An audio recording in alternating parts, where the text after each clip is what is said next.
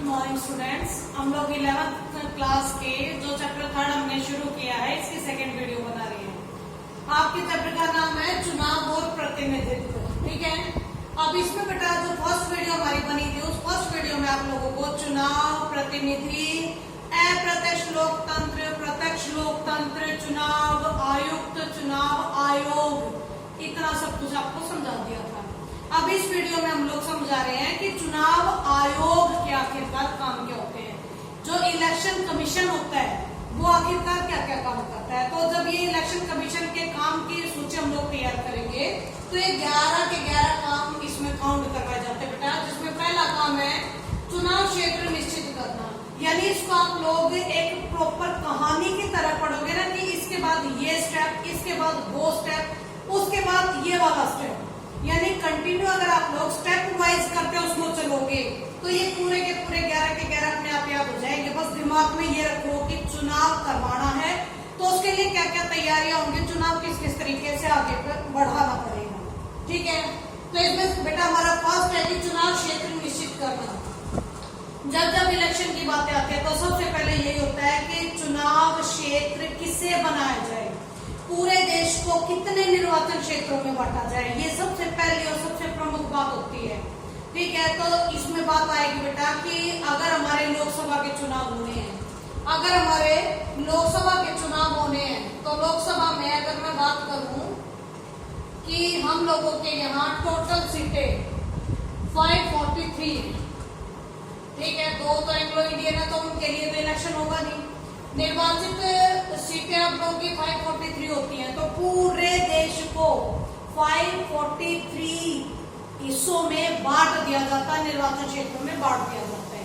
ठीक है, अब वही बात कि चुनाव आयोग का सबसे पहला काम यही होता है कि वो पूरे देश को लोकसभा के चुनाव के अनुसार, उसकी सीटों के अनुसार 543 हिस्सों में पूरे देश का बंटवारा कर देते हैं। ठीक है, इसके बाद है कि चुनाव क्षेत्र निश्चित करने की जिम्मेदारी क्या अकेले उसी चुनाव आयुक्त पर ही है, केवल इलेक्शन कमिश्नर ही करता है? नहीं। 1952 में एक परिसीमन एक्ट पास हुआ था, परिसीमन एक्ट। इस परिसीमन एक्ट के अनुसार परिसीमन आयोग का निर्माण किया गया। इस आयोग में दो आप लोगों के रिटायर्ड सर्वोच्च न्यायालय के न्यायाधीश होते हैं, साथ के सुप्रीम कोर्ट के, और एक आपका चुनाव आयुक्त होता है। यानी इन तीन बंदों के जो सहयोग से पूरे देश को 543 हिस्सों में बांट दिया जाता है।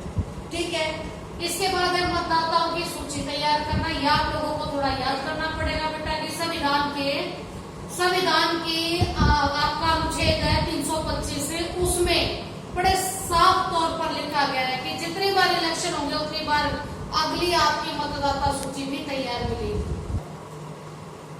संविधान के अनुच्छेद 325 में 325 में आप लोगों को ये डिक्लेयर किया गया है कि हर एक चुनाव से पहले मतदाता सूची तैयार की जाएगी।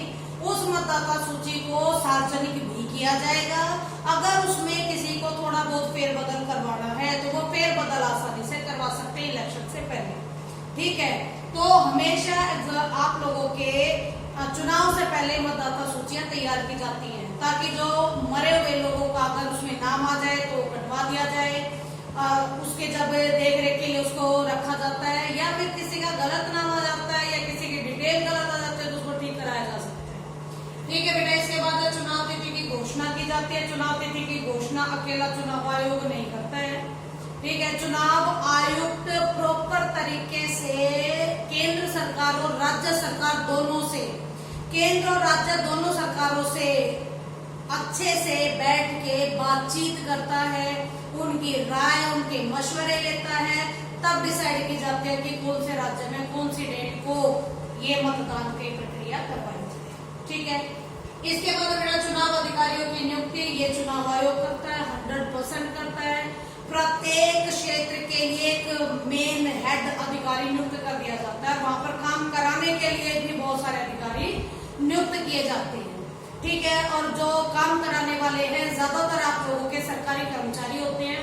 जिस दिन वो इलेक्शन के बूथ पर बैठते हैं उस दिन वो सरकारी जॉब नहीं कर रहे, उस वक्त वो सिर्फ और सिर्फ चुनाव आयोग के मुलाजिम की तरह काम करते हैं। ठीक ठीक है, उनके इस एक दिन की तनख्वाह या फिर जो 2-3 दिन वो तैयारी में या इसकी काउंसलिंग के लिए वो जो जाते हैं, तो इन सब की जितनी भी पेमेंट बनती है सब चुनाव आयोग देता है। ठीक है, इसके बाद आता है बेटा तुम्हारा मतदान केंद्र स्थापित करना, यानी मतदान केंद्र ये सोच समझ के स्थापित किए जाते हैं कि मतदाता को ज्यादा दूर ना जाना पड़े। ठीक है, अपने इलाके के 2 किलोमीटर के एरिया में कम से कम एक मतदान केंद्र का निर्माण करवा दिया जाता है। ठीक है, और ऐसा भी नहीं कि एक मतदान केंद्र पे तो बहुत सारे मतदाता जा रहे हैं, दूसरे पे कोई नहीं जा रहा, ऐसा भी नहीं होता है। प्रॉपर संख्या के हिसाब से बांटा जाता है कि सिर्फ इतनी संख्या में लोग इस मतदान केंद्र पर जाएंगे। ठीक है, यानी एक प्रॉपर प्री प्लानिंग होती है जिसके माध्यम से मतदान कराया जाता है। इसके बाद बेटा नामांकन दाखिल करना। नामांकन दाखिल करना यानी जो इलेक्शन लड़ना चाहते हैं, जो चुनकर सरकार में पहुंचना चाहते हैं, जनता की सेवा करना चाहते हैं, वो अपना नामांकन देते हैं।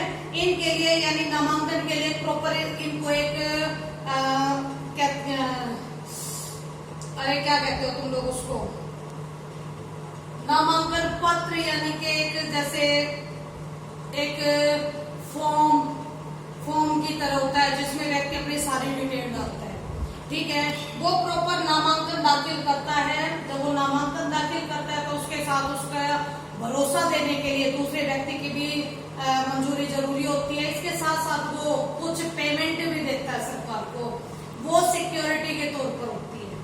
ठीक है, इलेक्शन के बाद अगर वो बंदा नहीं जीतता है तो उसकी सिक्योरिटी के पैसे वो वापस मिल जाते हैं। ओके, इसके बाद बेटा नाम की वापसी, यानी किसी भी कारण से अगर व्यक्ति का नाम हट जाए नामांकन पत्र से, या वो अपने आप ही अपने नाम को वापस ले ले, तो ये आसानी से हो सकता है। उसके लिए भी प्रॉपर एक डेट दे दी जाती है और उस डेट तक अगर वो नाम वापस लेना चाहता है तो वो ले सकता है। उसके साथ साथ उसकी जमानत भी वापस दे दी जाएगी जितना पैसा उसने सबमिट कराया था। ठीक है, इसके बाद जांच और आपेक्ष बेटा, यानी जो नामांकन पत्र में भरा गया है चुनाव आयोग उसकी पूरी जांच पड़ताल करता है। लेकिन अगर किसी प्रॉपर प्रत्याशी के लिए, प्रॉपर उम्मीदवार के खिलाफ अगर कोई आक्षेप लगा देता है, आक्षेप यानी कि कोई भी यानी आरोप लगा दे कि इसकी ये डिटेल गलत है। ठीक है, जैसे बिहार में लालू यादव के बड़े बेटे की जो पढ़ाई लिखाई के उस पर डाली थी कि उसने 10th पास डाल दिया था, जबकि लोगों का ये कहना था कि ये सिर्फ 8th पास है। याद आया वो वाकया? यानी कि जांच पड़ताल की जाती है। अगर वाकई जांच पड़ताल में कुछ कमी निकल जाती है, गलत हो जाता है, तो उस हिस्से को, उस व्यक्ति के नामांकन को रद्द कर दिया जाता है। ठीक है, इसके बाद बेटा मतदान कराना, यानी प्रॉपर जो डेट रखी जाती है उस डेट पर मतदान करवाया जाता है पूरी देख रेख और सिक्योरिटी में। ठीक है, निष्पक्ष और स्वतंत्र तरीके से। उसके बाद मतपत्रों की गणना करना, यानी इसके लिए भी मतदान के बाद ही 2 दिन 3 दिन के गैप के बाद एक डेट दे दी जाती है कि इस दिन सभी मतों की गणना होगी, यानी गिनती होगी। ठीक है, और फिर तय डेट पर मतों की गिनती होती है और उसके बाद परिणाम घोषित किया जाता है। यानी कि आपका चुनाव आयोग परिणाम घोषित करने तक अपनी पूरी की पूरी जिम्मेदारी निभाता है। हाँ, जब उसने घोषित कर दिया कि कौन से इलाके से कौन सा व्यक्ति जीतता है, उसके बाद चुनाव आयोग का काम खत्म हो जाता है। ठीक है बेटा, तो चुनाव आयोग के कार्य में ये 11 के 11 कार्य तुम लोगों को याद करने पड़ेंगे। ठीक है, इसके बाद है सर्वाधिक वोट से जीत की प्रणाली, जिसको फर्स्ट पास द पोस्ट प्रणाली भी बोला जाता है। ठीक है, भारत ने इसको अपना रखा है। सर्वाधिक वोट पाने वाले की ही जीत होगी, हमें भी पता है, आपको भी पता है। और ये एक वो रणनीति है जिसको भारत ने आजादी के बाद से ही अपना लिया था। ठीक है, ये भारत ने क्यों अपनाया? क्योंकि ये प्रणाली बेहद सरल है। इसमें जितने व्यक्ति जीतते, जितने वोट डलती हैं, उन वोट में उस केंद्र से प्रॉपर एक व्यक्ति को सबसे ज्यादा वोट मिली होती है। जिसको सबसे ज्यादा वोट मिलती है उसी को जीता हुआ घोषित कर दिया जाता है। इजी है, सिंपल है, इसीलिए अपना रखा है। भारत में इतनी बड़ी जनसंख्या, फर्स्ट जो इलेक्शन हुआ था 1952 में, जब ये इलेक्शन हुआ था तो केवल 15% लोग थे हमारे देश में जो पढ़े लिखे थे, केवल 15%। और इनके बीच में किसी भी मुश्किल तरीके को अपनाना बेहद गलत बात साबित होती है। इसीलिए हमने उस प्रणाली को अपनाया जो बहुत इजी थी और सबको समझ में आ जाती, अनपढ़ को भी समझ में आ जाती। इसीलिए हमने इसका निर्माण किया, हमने इसको फॉलो किया, तब से लेकर आज तक हम कंटिन्यू इसी को इस्तेमाल करते जा रहे हैं। ठीक है, हाँ एक तरीका बदल गया भाई। एक तरीका पहले हुआ करता था कि प्रॉपर आपको एक पेज मिला करता था, उस पे आप लोग निशान लगाया करते थे, मोड़ा करते और पेटी में डाल दिया करते। पहले इलेक्शन का तरीका यही था, लेकिन अब बदल चुका है। 1990 के दशक के आखिरी सालों में चेंज हो गया ये सब कुछ। 2004 में लोकसभा के चुनाव हुए थे, जब कांग्रेस जीती थी आप लोगों की, यानी गठबंधन की सरकार बनाई थी उसने। उस वक्त पूरे देश में लोकसभा के जो चुनाव हुए थे उसे ईवीएम मशीन के माध्यम से करवाया गया था, इलेक्ट्रॉनिक वोटिंग मशीन। ठीक है, और बेटा सारी जगह अब हम किसी का इस्तेमाल कर रहे हैं। दूसरी एक और प्रणाली है जिसके माध्यम से चुनाव करवाए जाते हैं, वो है समानुपातिक प्रतिनिधित्व प्रणाली।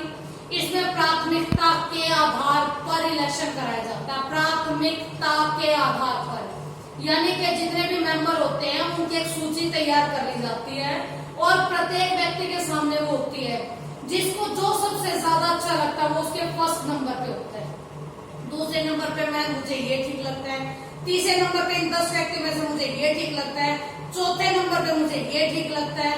यानी कि ये प्रणाली आप लोगों के इजराइल में, नीदरलैंड में, आयरलैंड में, कई देशों में अपनाई गई है, क्योंकि वहां जनसंख्या भी थोड़ी है।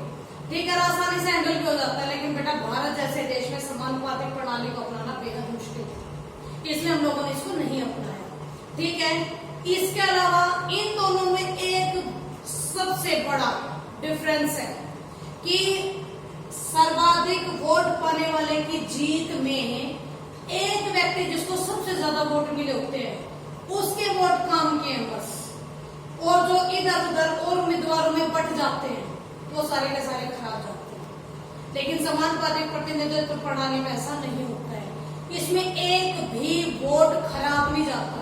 प्राथमिकता के आधार पर आगे वाले को, आगे वाले को, आगे वाले को वो ट्रांसफर होता चला जाता है। ठीक है, सबसे बड़ी इन दोनों में डिफरेंस है ये कि दोनों में से इजी भले ही है सार्वभौमिक व्यस्त मताधिकार प्रणाली, लेकिन समानुपातिक प्रतिनिधित्व प्रणाली सिस्टम वाइज बेहद बड़ी है। ठीक है बेटा, आई होप समझ में आया होगा आप लोगों को ये सारा। और बाई चांस अगर नहीं भी आया तो बेटा कमेंट करके प्लीज मुझसे पूछो कि आप लोगों को क्या समझ में नहीं आया, मैं आप लोगों को सारा समझाऊंगी। Thank you very much.